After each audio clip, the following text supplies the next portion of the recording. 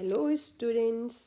आज हम बात करने वाले हैं टाइप्स ऑफ बॉन्ड फिजन। वे ये हमारे पास बॉन्ड फिजन कितनी टाइप्स के होते हैं? 2 टाइप्स के, homolytic fission and heterolytic fission. सबसे पहले हम बात करेंगे होमोलिटिक फिजन। होमो मीन्स क्या होता है? सेम। होमो मीन्स क्या होता है हमारे पास? सेम। अब ये फिजन क्या है? फिजन क्या होता है? फिस करके ब्रेक डाउन करना। Fission means break down. अब बात किसकी कर रहे हैं हम? बॉन्ड फिजन की। सो होमोलिटिक बॉन्ड फिजन में क्या होगा? होमो मीन्स सेम होता है, fission means break down. Bond जो होगा वो क्या होगा? Break down. ठीक है, देखो भाई, इसकी डेफिनेशन लिखते हैं हम। डेफिनेशन क्या होगी होमोलिटिक की? So bond breaks symmetrically. Bond breaks symmetrically. ठीक है, इसमें बॉन्ड ब्रेक होगा सिमेट्रिकली, कोई पार्शियलिटी नहीं होगी। वह बहुत साउ बच्चे हैं ये, कोई पार्शियलिटी नहीं करते। ठीक है, bond break symmetrically on bond fission, जब बॉन्ड की ब्रेकेज होगी। ठीक है, on bond fission both atoms. भी साथ साथ नोट डाउन कर लो, नोट्स भी प्रिपेयर हो जाएंगे आपके। Both atoms separates with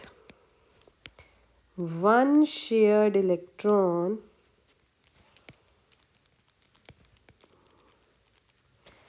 and free radicals are formed. Free radicals are formed. भाई देखो, डेफिनेशन के अकॉर्डिंग हमारे पास होमोलिटिक फिजन क्या हो गया? बॉन्ड सिमेट्रिकली ब्रेक हो रहा है। ठीक है, मीन्स इक्वली सेंटर से डिस्ट्रीब्यूट हो रहा है, दोनों साइड सेम सेम जाएगा। जब हम बॉन्ड फिजन करते हैं, बॉन्ड को ब्रेक करते हैं, both atoms separates with, both atoms separates होती है क्योंकि बॉन्ड को हमने तोड़ दिया, बेचारे की बॉन्डिंग को हमने क्या कर दिया? डिस्ट्रॉय कर दिया, फूट डाल दी उसमें हमने, भाई अब तुम जुदा हो गए। Both atoms separates with one shared electron. वो क्या करते हैं? बॉन्डिंग जब हुई थी पहले तो दोनों ने अपने इलेक्ट्रॉन शेयर किए थे कोवलेंट बॉन्ड में, वही शेयर्ड इलेक्ट्रॉन अब वो दोनों लेकर अपने अपने रास्ते चल पड़े। एंड उस जब एक एक इलेक्ट्रॉन दोनों के पास आ गया फिर से, तो वो बन गए फ्री रेडिकल्स। उसको हम क्या बोलते हैं? Free radicals. ठीक है, bond break symmetrically on bond fission both atom separate, दोनों एटम सेपरेट हो जाती हैं वे with one shared electron and free radicals are form. देखो एग्जांपल ने कोई भी एग्जांपल ली, आर और एक्स ले लिया, कोई भी कंपाउंड। एक इलेक्ट्रॉन यहाँ पर आर का है, एक एक्स का है। अब जब हम करेंगे homolytic fission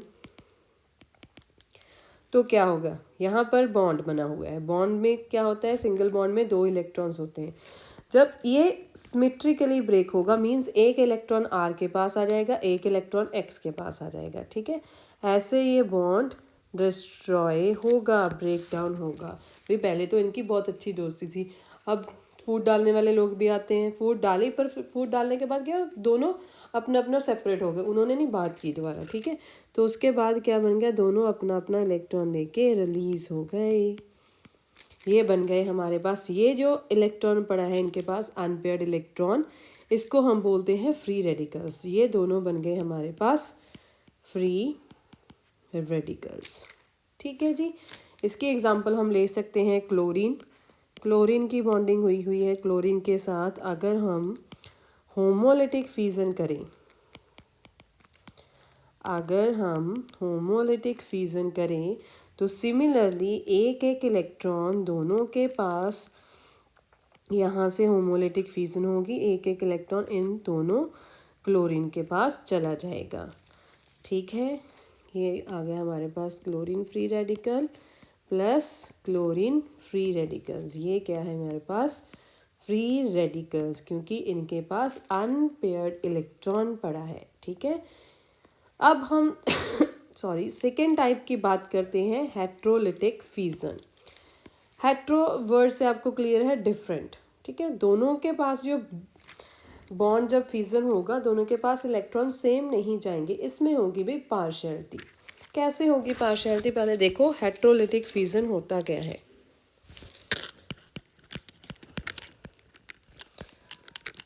heterolytic fusion note down कर लो भाई साथ साथ। सो इसमें क्या होता है, इन this type of bond fusion, in this type of bond fission, the covalent bond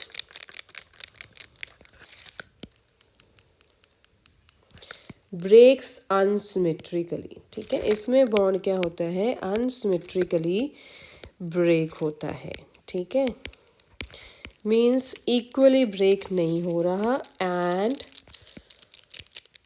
जो शेयर्ड पेयर इलेक्ट्रॉन थे दोनों एटम्स के, shared pair of electrons goes to या goes with any one of the two atoms, any one of the two parts। जो हमारे पास two parts है उसके पास एक के पास ही इलेक्ट्रॉन जाएंगे। So this is due to heterolytic bond fusion. Heterolytic bond fusion के कारण क्या होता है, ions are formed. Due to heterolytic fusion ions are formed. Ions बनेंगे भाई, जो ज़्यादा इलेक्ट्रॉन अपने पास लेके जाएगा, खींचेगा, धक्का मुक्की करेगा, उसके पास तो नेगेटिव चार्ज आ जाएगा, दूसरा बेचारा अकेला रह जाएगा, उस पर आएगा पॉजिटिव चार्ज, तो आयंस फॉर्म्ड होंगे। देखो अब definition. So in this type of bond fusion covalent bond breaks होता है। कैसे ब्रेक होता है, अनसिमेट्रिकली, मीन्स इक्वली डिस्ट्रीब्यूट नहीं होता। एंड जो शेयर्ड पेयर इलेक्ट्रॉन होते हैं दोनों एटम्स के विचकार, वो कहाँ जाते हैं, goes with any one of the two atom, उन दोनों में से एक के पास चले जाते हैं। Due to heterolytic fusion ions are formed. Heterolytic fusion के कारण हमारे पास क्या बनते हैं, आयंस बनते हैं। अब होता क्या है, देखो सेम एग्जांपल हम ले रहे हैं, आर और एक्स, दो इलेक्ट्रॉन होंगे क्योंकि एक बॉन्ड बनता है इनमें, तो टू टाइप से बॉन्ड ब्रेक होगा इसमें अनसिमेट्रिकली। इसको हम ऐसे भी डोनेट कर सकते हैं। देखो ऐसे बॉन्ड बनता है, यहाँ पर टू इलेक्ट्रॉन्स हैं। अब क्या होगा, टू टाइप्स से बॉन्ड जो इलेक्ट्रॉन है ब्रेक होगा बॉन्ड, या तो ये दोनों इलेक्ट्रॉन एक्स के पास जाएंगे, ठीक है, और क्या हो सकता है, दोनों इलेक्ट्रॉन कहाँ जाएंगे, आर के पास जाएंगे। जाएंगे दोनों, एक एक नहीं जाएंगे, अनसिमेट्रिकल बॉन्ड है।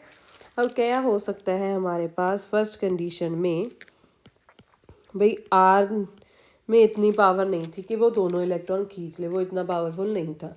जो एक्स था फर्स्ट कंडीशन में वो ज़्यादा पावरफुल था, इसलिए हम केमिस्ट्री में बोल सकते हैं ज़्यादा इलेक्ट्रोनेगेटिव है।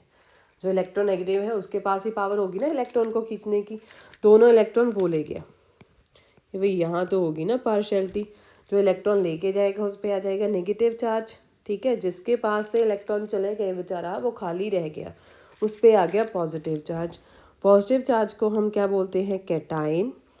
नेगेटिव चार्ज को हम क्या बोलते हैं, एनाइन, ठीक है।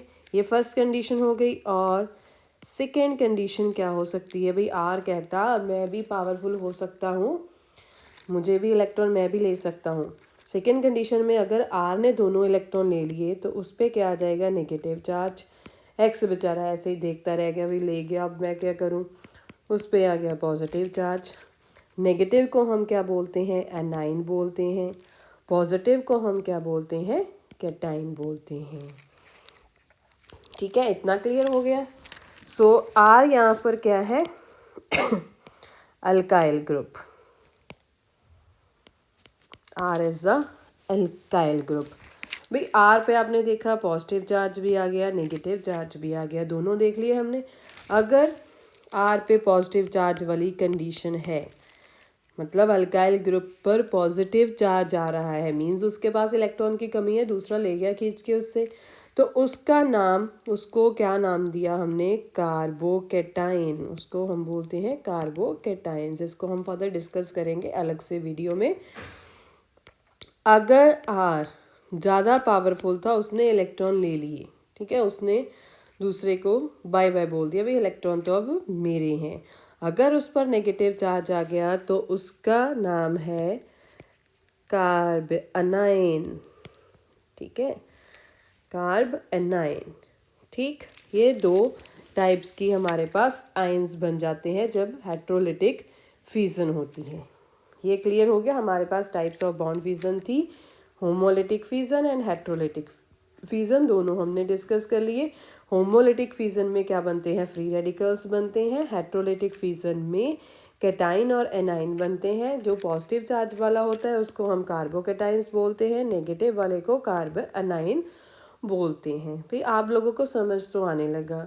तो अब एक रिक्वेस्ट है, आप लोग लाइक और शेयर भी कर दीजिए अगर ये ठीक है। ओके।